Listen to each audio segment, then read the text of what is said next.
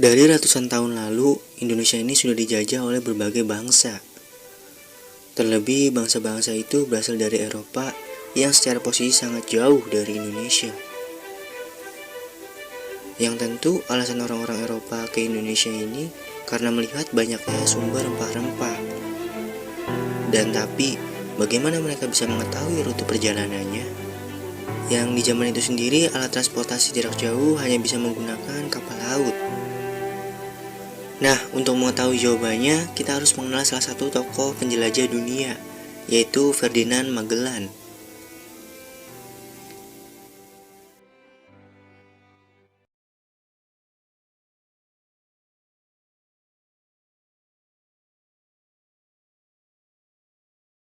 Hampir 77 tahun Indonesia ini sudah merdeka, terlepas dari yang namanya penjajahan. Yang dimana para penjajah ini sendiri datang ke Indonesia pastinya punya misi khusus, yaitu salah satunya adalah untuk mencari rempah-rempah. Dari beberapa negara yang telah menjajah Indonesia, salah satunya itu adalah Spanyol. Yang dimana Spanyol ini berbeda gitu, dengan misalkan dengan Belanda ataupun dengan Portugis.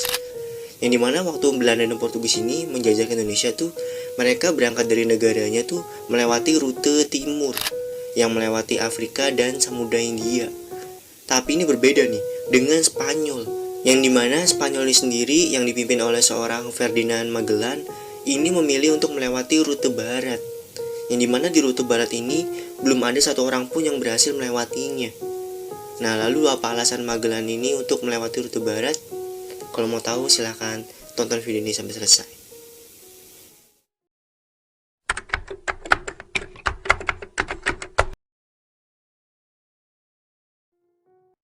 Oke, pertama-tama kita bahas dulu nih, siapa itu Ferdinand Magellan. Nah, jadi Ferdinand Magellan ini adalah seorang penjelajah kelahiran 4 Februari 1480 di Portugal. Ya, benar, di Portugal. Nah, jadi sebenarnya Magellan ini adalah seorang berkebangsaan Portugis yang lalu membelot ke Spanyol. Nah, alasan kenapa Magellan ini membelot ke Spanyol, alasannya itu dimulai saat Magellan ini meminta izin kepada Raja Portugis, yang dimana pada saat itu Raja Portugisnya bernama Manuel I. Nah, yang dimana Magellan ini meminta izin kepada Raja Manuel I ini untuk mencari rempah-rempah. Dan Magellan ini sendiri suka menjelajah nih karena terinspirasi oleh salah satu idolanya, yaitu Christopher Columbus. Nah, oke, balik lagi ke yang tadi. Nah, jadi Magellan ini setelah minta izin kepada Raja Manuel, ternyata Raja Manuel ini nggak ngizinin buat si Magellan ini untuk menjelajah. Hingga pada akhirnya pada tahun 1505, Magellan ini diberikan izin untuk menjelajah bersama armada kapal dari Portugis menuju pulau rempah-rempah. Nah, buat kalian yang nggak tahu apa yang dimaksud dengan pulau rempah-rempah yang dimaksud itu adalah Kepulauan Maluku. Nah, jadi dalam kata lain, Magellan ini ingin berangkat ke Indonesia. Dalam perjalanannya, Magellan ini melewati rute timur, yang dimana di rute timur ini meliputi benua Afrika, kemudian ke India, dan langsung ke Samudra Hindia. Dan setelah itu sampailah mereka di Selat Malaka. Dan setelah itu ya udah, setelah sampai akhirnya Magellan ini kembali lagi ke Portugis. Nah, setelah sampai di Portugis pada tahun 1515, Magellan ini mencoba meminta upah yang lebih kepada Raja Manuel I. Namun ya pada saat itu Raja Manuel ini nggak mau memberikan upah lebih kepada Magellan. Dan kemudian di tengah keterpurukannya, Magellan ini dihampiri oleh teman lamanya yang merupakan seorang penjelajah juga. Dan teman lamanya Magellan ini memberitahu nih kepada Magellan bahwa ada satu jalur lagi yang cukup aman untuk mencapai Kepulauan Rempah-Rempah, yaitu melewati jalur barat. Yang dimana jalur barat ini sendiri belum ada gitu, satu orang pun yang bisa melewatinya. Ya, ada juga Christopher Columbus. Cuma Christopher Columbus ini cuma sampai ke benua Amerikanya doang, belum sampai ke pulau rempah-rempahnya. Dan ya, ngelihat peluang itu Magellan ini langsung tertarik. Karena kenapa? Karena kan di rute barat ini belum ada satu orang pun yang melewatinya. Dan juga misalkan Magellan ini berhasil melewati rute barat, Magellan ini bakalan jadi orang pertama yang berhasil mengelilingi bumi. Karena ya kan sebelumnya Magellan ini udah melewati rute timur, dan sekarang tinggal rute baratnya doang. Nah, tapi masalahnya nih, Magellan ini hubungannya kurang baik dengan Raja Manuel I. Jadi misalkan Magellan ini mencoba minta izin kepada Raja Manuel I, pastinya ya nggak bakal diizinin. buat melewati rute barat ini. Dan ya karena hal itu Magellan ini berpikir untuk membelot aja nih ke Spanyol. Setelah membelot ke Spanyol, Magellan ini langsung minta izin nih kepada Raja Charles I untuk melakukan pelayaran melalui rute barat pada tahun 1516. Dan ya, melihat gagasan menarik ini, Raja Charles ini langsung menyetujuinya.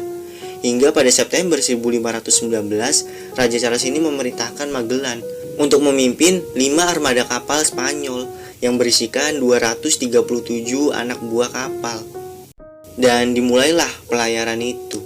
Dalam perjalanannya, Magellan ini menyusuri perairan di bagian barat benua Afrika, lalu menuju Amerika Selatan, dan sempat singgah di Brazil dan Argentina.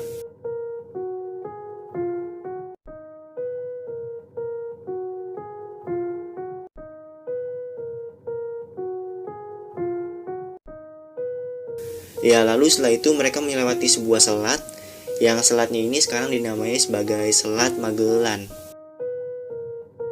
Setelah melewati itu semua, Magellan ini sampai nih di sebuah perairan yang sangat tenang. Dan ya dari situ Magellan ini menamai perairan itu dengan nama Pasifik, yang diambil dari bahasa Spanyol Pacifico yang memiliki arti tenang. Jadi ya yang menamai Samudra Pasifik saat ini itu adalah Magellan ya. Tapi Samudra Pasifik ini nggak setenang yang dikira. Ternyata di Samudra Pasifik ini banyak banget gitu terjadi yang namanya badai. Dan ya dari badai-badai ini ngebuat satu kapal armada Spanyol ini akhirnya karam. Dan satu kapal lagi memutuskan untuk berbalik arah kembali ke Spanyol. Dan ya dalam perjalanan ini menyisakan 3 kapal doang. Dan sebenarnya masalahnya bukan cuma di situ doang. Karena perjalanan di Samudra Pasifik ini cukup memakan waktu dan perjalanannya sangat jauh, ini ngebuat perbekalan makanan mereka ini jadi semakin menipis. Dan ya karena itu ngebuat orang-orang di kapal ini jadi kelaparan. Dan bahkan ya saking kelaparannya, mereka ini sampai berburu tikus-tikus yang ada di kapal. Nah, setelah perjalanan panjang dan menyiksa di Samudra Pasifik ini, akhirnya pada tanggal 6 Maret 1521, mereka sampai nih di Kepulauan Mariana. Yang dimana sesampainya di sana, ada 19 orang awak kapal ini yang mengalami kematian. Kematian akibat kelaparan dan tertular penyakit. Lalu kemudian armada kapalan Magellan yang tersisa ini kembali berangkat. Hingga pada tanggal 17 Maret 1521, mereka sampai nih di Kepulauan Filipina. Dan mereka tinggal di situ cukup lama untuk mempersiapkan strategi menuju ke Maluku. Kedatangan Magellan di Filipina ini awalnya ya baik-baik aja. Sampai-sampai Magellan sendiri pernah mengajak warga pribumi untuk memeluk agama Katolik. Nah, tapi hal itu nggak berlangsung lama. Yang dimana pada saat itu banyak nih anak-anak buah dari Magellan ini yang bertindak kasar kepada warga pribumi. Dan ya karena hal itu timbullah kemarahan dari warga pribumi. Dan ya udah, setelah itu terjadilah pertikaian antara anggota Magellan yang jumlahnya ada kurang dari 100 melawan warga pribumi yang jumlah ini mencapai 1.500 orang.